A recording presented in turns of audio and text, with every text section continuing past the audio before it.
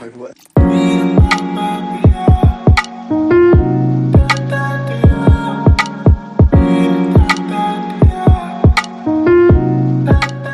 Hello everyone, welcome back to S diaries. സ്നേഹമുളമ്മൻ ഒരിക്കൽ കൂടി ഒത്തുചേരാം.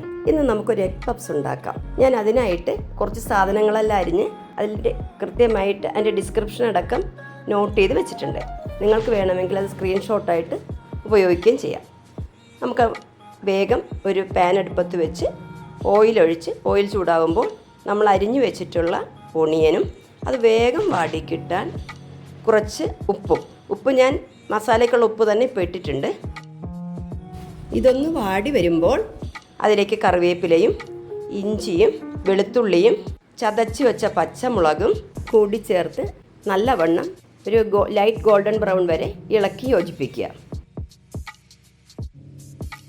അതിനുശേഷം നമുക്ക് മസാലപ്പൊടികൾ ചേർക്കാം. 1/2 ടീസ്പൂൺ മഞ്ഞൾപ്പൊടി, 1 ടീസ്പൂൺ മല്ലിപ്പൊടി, 1 ടീസ്പൂൺ മുളക് പൊടി, 1/2 ടീസ്പൂൺ ഗരം മസാലപ്പൊടി, 1 ടീസ്പൂണോളം മീറ്റ് മസാല എന്നിവ ചേർത്ത് ഇതിൻ്റെ പച്ചമണം മാറുന്നത് വരെ നല്ലവണ്ണം യോജിപ്പിച്ചെടുക്കുക. ഇപ്പോൾ ഏകദേശം അതിൻ്റെ പച്ചമണം മാറി സെറ്റായിട്ടുണ്ട്. ഈ സമയം നമുക്ക് അരിഞ്ഞു വെച്ചിട്ടുള്ള മല്ലിയിലയും കൂടി ചേർക്കാം. ഞാൻ ഇതിൻ്റെ അളവ് ആദ്യം തന്നെ പറഞ്ഞതുകൊണ്ടാണ് രണ്ടാമത് എടുത്തു പറയാത്തത്. നിങ്ങളതിൽ നോക്കിയാൽ മതി. ഇത് മസാല ഒന്ന് സോഫ്റ്റ് ആവാൻ വേണ്ടിയിട്ട് നമുക്കൊരു 1/4 കപ്പിൽ താഴെ വെള്ളം അല്ലെങ്കിൽ ഒരു 4 ടേബിൾ സ്പൂൺ വെള്ളം ഒഴിച്ച് 2 മിനിറ്റ് ഒന്ന് മൂടി വയ്ക്കുക. അപ്പോഴേക്ക് ഈ മസാല എല്ലാം നമുക്ക് സോഫ്റ്റായി കിട്ടും. ഇതുപോലെ ഇതിൻ്റെ വെള്ളമെല്ലാം വറ്റിയിട്ട് നമുക്കതിനകത്ത് പേസ്റ്റ് രൂപത്തിൽ വയ്ക്കാവുന്ന പാകം ആയി കിട്ടണം. ഇപ്പോൾ നമുക്ക് അതിൻ്റെ പാകമായി നമുക്ക് ഓഫാക്കാം.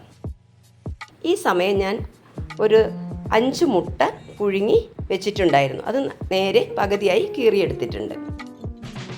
ഞാനിന്ന് പപ്സിൻ്റെ ഷീറ്റ് വാങ്ങിയതിലാണ് ഉണ്ടാക്കുന്നത്. ഇത് ഒരു പാക്കറ്റിൽ 10 ഷീറ്റാണുള്ളത്.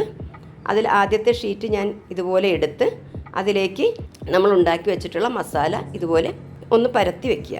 അതിനകത്തേക്ക് നമ്മൾ മുറിച്ച് വെച്ചിട്ടുള്ള മുട്ട കമത്തി വെച്ചിട്ട് ഈ കാണുന്നത് പോലെ ഒന്ന് യോജിപ്പിച്ചെടുക്കുക. പപ്സ് ബേക്ക് ചെയ്യുമ്പോൾ അതിൻ്റെ ലെയർ സ്പ്രെഡ് ചെയ്ത് വരുന്നതിന് ടൈറ്റായിട്ട് ഒട്ടിക്കാതിരിക്കുന്നതാണ് നല്ലത്. അപ്പം അതുകൊണ്ട് ഈ ഭാഗം വല്ലാണ്ട് യോജിപ്പിക്കേണ്ട, അത്യാവശ്യം നമുക്ക് ഇരിക്കാവുന്ന രീതിയിൽ ഒട്ടിച്ചാൽ മതി. കണ്ടോ, ഇതുപോലെ ഒരു പപ്സിൻ്റെ ഷേപ്പിൽ നമ്മൾ കടയിൽ നിന്നെല്ലാം വാങ്ങുന്ന പപ്സിൻ്റെ അതേ ഷേപ്പിൽ തന്നെ ഇതുപോലെ ആക്കുക. ഇനി വേണമെങ്കിൽ നമുക്ക് പലർക്കും, എൻ്റെ വീട്ടിലാണെങ്കിൽ മോൾക്കൊക്കെ മഞ്ഞക്കരു അതിനകത്ത് ഇരുന്നിട്ട് കടിക്കാൻ ഇഷ്ടമല്ല. അതുകൊണ്ട് ഇപ്പോൾ ഞാൻ എന്ത് ചെയ്യുന്നു വെച്ചാൽ അതിലുള്ള മഞ്ഞക്കരുവെല്ലാം നമ്മളെ മസാലയിലേക്ക് അടർത്തി ഇട്ടിട്ട് അത് യോജിപ്പിച്ചു. എന്നിട്ട് ആ ഹോളിലെ ഈ മഞ്ഞക്കരു എടുത്ത മുട്ടയുടെ വൈറ്റ് ഭാഗത്ത് നമ്മുടെ മസാല അതുപോലെ പുരട്ടി വയ്ക്കുക. അത് കഴിഞ്ഞതിന് ശേഷം നമ്മുടെ പപ്സിൻ്റെ ഷീറ്റിൽ മസാല നേരത്തെ ചെയ്തതുപോലെ തന്നെ ആവശ്യത്തിനൊന്ന് പരത്തിയതിന് ശേഷം ഈ എഗ്ഗ് ഒന്ന് കമത്തി വെച്ചിട്ട് നമ്മളെ പപ്സിൻ്റെ ഷേപ്പിൽ ഉണ്ടാക്കിയെടുക്കുക. നിങ്ങൾ ഇതുപോലെ തന്നെ എല്ലാ ഷീറ്റുകളും ഉണ്ടാക്കിയെടുക്കുക. ഈ സമയം എൻ്റെ ചാനൽ ആദ്യമായി കാണുന്നവരാണെങ്കിൽ ഒന്ന് സബ്സ്ക്രൈബ് ചെയ്യണേ. അതിൽ കാണുന്ന ബെല്ലൈക്കൺ ബട്ടൺ അമർത്തി ഓൾ എന്നുള്ള ഓപ്ഷൻ എനേബിൾ ചെയ്ത് കഴിഞ്ഞാൽ ഞാനിടുന്ന എല്ലാ വീഡിയോയും നിങ്ങളുടെ നോട്ടിഫിക്കേഷൻ വരും. അതപ്പോൾ തന്നെ കാണാൻ പറ്റും. അതോടൊപ്പം നിങ്ങൾ ലൈക്ക് ചെയ്ത് ഷെയർ ചെയ്ത് നിങ്ങളുടെ ഫ്രണ്ട്സ് ആൻഡ് റിലേറ്റീവ്സിൻ്റെ സർക്കിളിലേക്കൊന്ന് അയച്ചു ഒന്ന് സപ്പോർട്ട് ചെയ്യാൻ മറക്കരുതേ. ഞാനിത് എയർ ഫ്രയറിൽ ബേക്ക് ചെയ്തെടുക്കാനാണ് ഉദ്ദേശിക്കുന്നത്. അതിനായി എഗ്ഗ് ഒന്ന് ബ്രഷ് ചെയ്ത് കൊടുക്കാം. വേണമെങ്കിൽ ഇതിലൊരു അല്പം ഉപ്പ് പൊടിയും കുരുമുളക് പൊടിയും കൂടെ ഇടുന്നത് വളരെ നല്ലതായിരിക്കും. ഇത് ബേക്ക് ചെയ്യുന്നതിനായി 180 ഡിഗ്രി സെൽഷ്യസിൽ 14 മിനിറ്റാണ് ഞാൻ എയർ ഫ്രയറിൽ സെറ്റ് ചെയ്തിട്ടുള്ളത്. അതിൻ്റെ ഏകദേശം ഹാഫ് ടൈം കഴിയുമ്പോൾ ഇതൊന്നുകൂടി എഗ് വാഷ് ചെയ്ത് കൊടുക്കേണ്ടതാണ്. ഇതിങ്ങനെ ചെയ്യുന്നത് നന്നായി ക്രിസ്പിനെസ് കിട്ടാൻ വേണ്ടിയിട്ടാണ്. ബാക്കിയുള്ള 7 മിനിറ്റ്സ് കൂടെ ഇവിടെ കംപ്ലീറ്റ് ചെയ്തു. നമ്മുടെ എഗ് പപ്സ് ഇവിടെ റെഡി ആയിട്ടുണ്ട്. നമ്മളെ ക്രിസ്പിയായ ചൂടുള്ള എഗ് പപ്സ് റെഡി ആയിട്ടുണ്ട്. ഈ 4 മണി പലഹാരം നിങ്ങളെല്ലാവരും ഉണ്ടാക്കിയിട്ടുണ്ടെന്ന് എനിക്കറിയാം. എന്നാലും എൻ്റെ റെസിപ്പി ഫോളോ ചെയ്ത് ഒരിക്കൽ കൂടി ഉണ്ടാക്കി നോക്കണേ.